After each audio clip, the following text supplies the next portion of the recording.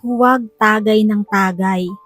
Ang sabi sa Proverbs 23 verse 20 to 21, huwag kang makikisama sa mga lasenggo at sa masiba sa pagkain, pagkat sila'y masasadlak sa kahirapan at darating ang panahong magdadamit ng basahan. Kung gusto nating maging mabuti ang ating buhay, huwag daw tayong maging manginginom o lasenggo.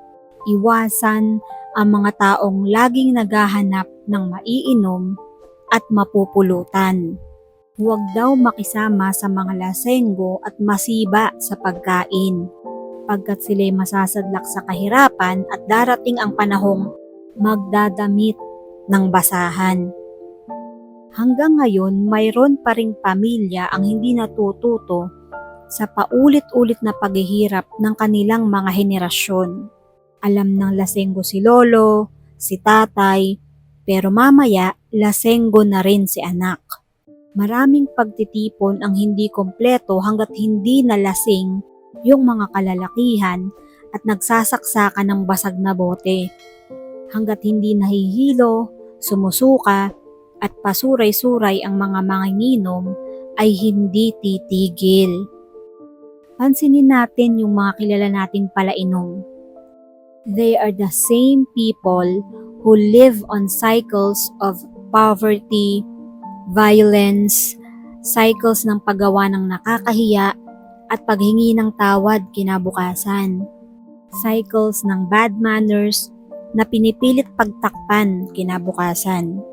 At paulit-ulit yan tuwing may binyagan, may kasalan, may fiestahan at may birthdayhan na parang walang natututunan.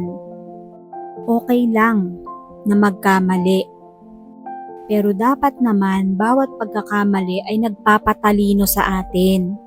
Bakit kailangang lasingin ang utak? May mga umiinom ng quote, inumin ng tunay na lalaki dahil hindi makapagsalita hanggat hindi lasing. Hindi makapagtapat hanggat hindi nakakainom. Hindi makapagsabi ng niloloob hanggat hindi pasuray-suray. Ano ang pagiging tunay na lalaki doon? Only weak character leans on strong drink. Lalo na kung alam mo at aware ka na kapag nakainom ka ng alak, ay nagwawala ka o nananakit ka pero umiinom ka pa din, isang malaking kahibangan. Dapat matuto tayong mag-control ng ating sarili. Imposible naman na hindi mo alam kung ano ang iyong kahinaan. Siguro hindi mo pa yan matutuklasan during your teenage years. Pero may mga sumusundot-sundot na dyan.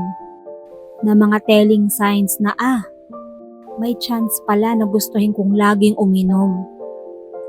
Naku, madali pala akong masway at mayaya. Pwede pala akong magkaroon ng bisyo na katulad nito.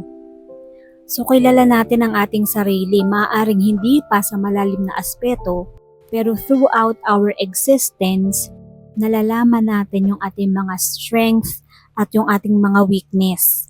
Kung alam natin na weakness natin ang pag-inom, wag na tayong magpayayang uminom. Halimbawa, niyaya ka ng kaibigan mo, "Uy, shot naman tayo." Kung alam mo na hindi mo kayang pigilin ang sarili mo hanggat hindi ka sumusuka at sumusuray, huwag ka nang sumama. Lalo na kung alam mo na ikapapahamak mo yan at ng mga kasama mo. Tumigil na habang hindi pa nalululong. Alam naman natin na ang pagsisisi ay laging nasa huli.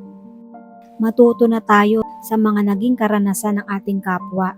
Ang daming nagpapatotoo na gumamit ng ganito o minom ng ganyan, nasira ang buhay, pero bakit ang dami-dami-dami pa rin sumusubok? Matuto tayo sa pagkakamali ng iba. Hanggat kaya, say no. Ipanalangin ang mga weaknesses na yan. God bless us all.